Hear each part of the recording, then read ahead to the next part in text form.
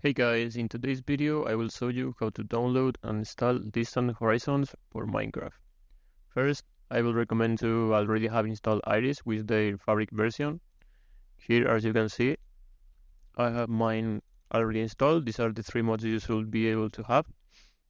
And now we will be going to our Explorer to download these three mods needed for Distant Horizon to work. First, we will start Distant Horizons for 1.21. This is the last version that it is right now on public. Let's just click download and let's just do the same with Endion.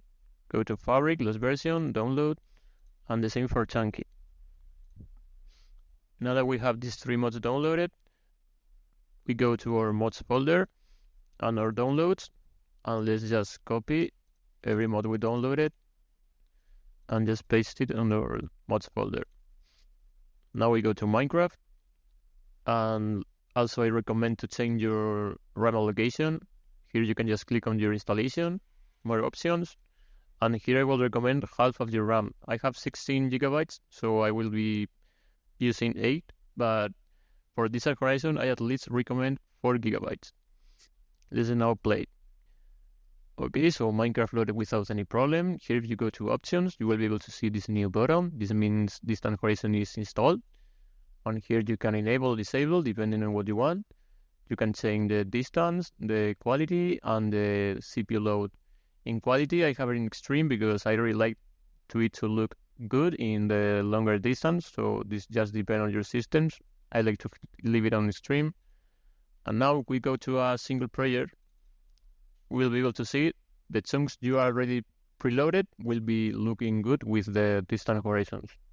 So to make the process even faster, because as you can see, over there, Distant Horizon is trying to load some chunks, but it's giving some problems. We have installed Chunky. We can start using Chunky Center. Now we can use Chunky Radius. We can select whatever we want. I will be doing 700. And now with Chunky Start, this will start generating our chunks.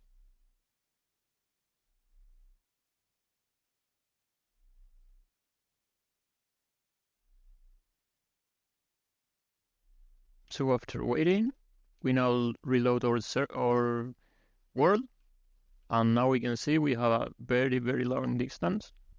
I can even change my render distance even lower, for example, 10. As you can see, I can still see very, very far. And now we can even apply some shaders. So if we go to our options, view settings and shaders, we can enable them. Now I will show you a small list of working shaders with Distant Horizons. You will be able to find every link in the description. Thank you for watching and see you on the next one.